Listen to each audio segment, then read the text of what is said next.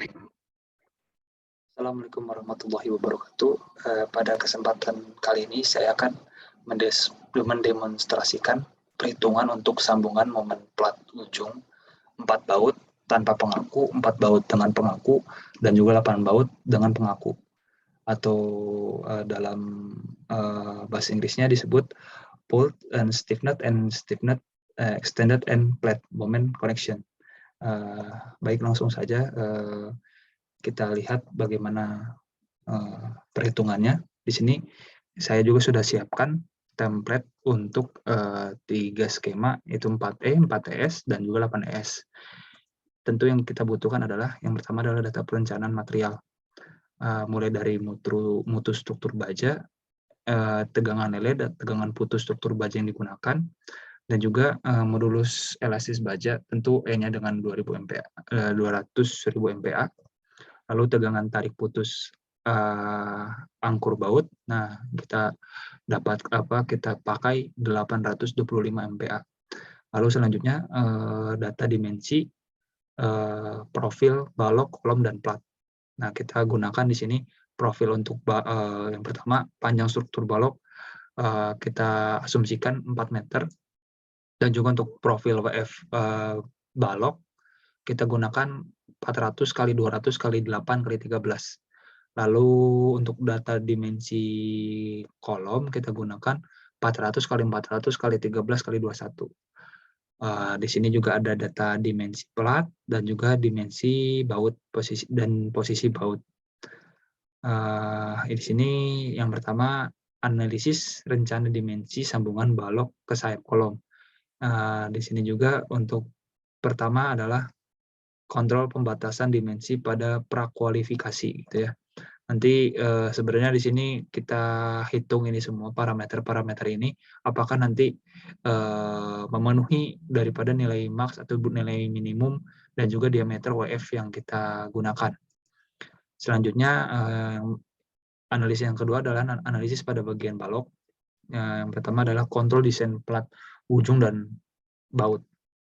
Di sini nanti adalah luarannya seperti mungkin pada perhitungan ini, dari segala macam perhitungan kita akan mengontrol adalah diameter baut yang kita gunakan apakah sudah memenuhi daripada yang diperlukan pada perhitungan ini. Nah, didapat ini untuk DB perlunya atau diameter perlunya itu yang diperlukan adalah 25,783 mm.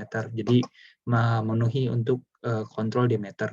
Selanjutnya di sini kita menghitung parameter mekanisme garis leleh plat ujung. Nah, di sini juga hanya ada satu kondisi yang dimana untuk mencari YP pada rumus yang disorot ini. Nah, didapat untuk nilai YP adalah 2.856 mm. Lalu kita cek untuk TP perlunya 31. Lalu kita bandingkan untuk kontrol tebal plat. Nah, tebal plat yang kita gunakan profilnya adalah 40. Lalu untuk itu kita bandingkan lagi dengan TP perlunya yang dengan nilai 1, maka memenuhi syarat. Selanjutnya untuk pada ini kita kontrol tahanan leleh geser. Nanti adalah hasil akhirnya adalah kita mengontrol gaya geser terfaktor terhadap tahanan leleh geser. Di sini untuk FFU per 2 harus lebih kecil daripada VD kali RN. Nah, di sini pun sudah memenuhi syarat begitu ya. Lalu kontrol tahanan keruntuhan geser, seperti caranya pun seperti di sini, kita menggunakan luas neto plat ujung, lalu tahanan keruntuhan geser pada plat ujung dan sebagainya. Lalu dan hasil menunjukkan memenuhi syarat. Lalu selanjutnya adalah kontrol kekuatan runtuh geser baut. Nanti kita di sini menghitung VU. Nah, di sini kontrol gaya geser ultimate terhadap kekuatan runtuh geser baut. Nah, itu juga untuk VU harus lebih kecil daripada VN kali RN. Dan juga masih memenuhi syarat untuk profil yang kita gunakan. Lalu kita hitung kontrol tahanan kegagalan tumpu baut atau sobek. Lalu di sini parameter-parameternya apa saja, jarak bersih, tentunya juga tebal plat tinjau, dan juga kekuatan tarik minimum. Lalu perhitungan-perhitungan lainnya, lalu kita bandingkan gaya geser ultimate terhadap kekuatan tahanan kegagalan tumpu baut sobek. Selanjutnya, pada section balok kita sudah anggap memenuhi syarat, lalu apakah kolom juga memenuhi syarat? Nah, kita lihat pada analisis pada bagian kolom. Nah, di sini kita kontrol tebal perlu sayap kolom. Nah, di sini juga dibutuhkan data pada balok, yaitu momen desain pada sambungan tepi balok. MF bisa dilihat di sini ya, MF. Nah, MF ini ya, pada perhitungan jarak dari muka kolom ke sendi plastis. Nah, di sini langsung saja digunakan untuk nilai MF. Lalu kita nantinya adalah menghitung juga parameter mekanisme garis seleleh sayap kolom. Nah, di sini juga ada dua jenis perhitungan. Yang pertama adalah tanpa pengaku dan juga dengan pengaku. Karena di hitungan 4E ini adalah profil dengan tanpa pengaku, maka YP yang digunakan atau ulangnya YC yang digunakan adalah 3219 ini. Nah, dimasukkan saja kepada perhitungan TCF perlu. Nah, lalu kita bandingkan dengan tebal sayap kolom kita dibandingkan dengan TCF perlu. Nah, ini harus lebih besar daripada yang diperlukan. Nah, ini juga masih memenuhi syarat. Dan selanjutnya kita hitung kontrol tahanan leleh geser pada sayap kolom. Nah, di sini juga kita kontrol juga dari perhitungan-perhitungan yang kita lakukan juga menunjukkan masih memenuhi syarat gitu. Lalu kontrol tahanan pelelehan badan kolom lokal. Nah, di sini kita cek kontrol gaya geser terfaktur terhadap tahanan pelelehan badan kolom. Di sini juga masih menunjukkan memenuhi syarat. Lalu untuk selanjutnya adalah kontrol tahanan pelelehan badan kolom. Nah, di sini juga ada dua kondisi yang dimana SH lebih besar daripada HCT per 2. Namun yang kita gunakan adalah SH kurang dari HCT per 2 yang kita gunakan. Mungkin kalau misalnya nanti dilihat lagi ke atas, ya memang betul yang kita gunakan adalah kondisi yang kedua. Lalu kita masukkan nilai ini, yang rumus yang untuk kondisi 2, dengan parameter-parameter yang ada di atas, kita dapatkan untuk VRN ini 11.779 kN. Kita bandingkan juga dengan nilai gaya geser terfaktor kita yang kita dapatkan terhadap tahanan pelelehan badan kolom. Juga masih memenuhi syarat, dan juga ada kontrol tahanan lipat badan kolom. Nah, di sini adalah fase akhir untuk menentukan kontrol daripada profil yang digunakan. Ini kontrol gaya geser terfaktor terhadap tahanan lipat badan kolom. Nah, di sini juga ada dua kondisi ya.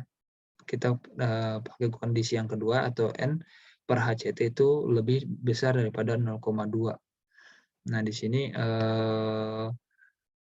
didapat juga FFU kurang daripada VRN, itu sudah memenuhi syarat. Nah, dari sinilah artinya profil, baik itu profil kolom, balok, dan juga baut, plat, dan sebagainya, itu dapat digunakan. Nah, inilah mungkin sketsa daripada untuk 4E ini. Nah, untuk nilai TCF dan TS1, TS1 yang ini, C, dan sebagainya, itu bisa digunakan gitu untuk pemasangan daripada sambungan baut untuk 4E ini. Nah, yang membedakan untuk 4E dan 4ES adalah pada tahap perhitungan ini saja ya. Jadi di sini untuk four bolt extend stiffness ini ada dua kondisi yang dimana DE kurang dari sama dengan S dan juga DE lebih besar dari S. Nah, mungkin kurang lebih perhitungannya sama ya.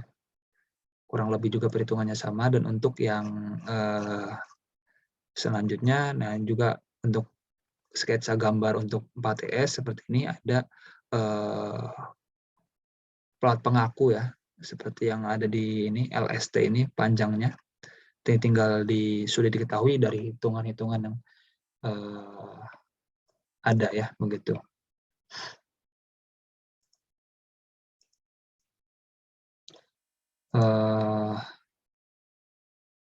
Selanjutnya kita mungkin bisa lihat dulu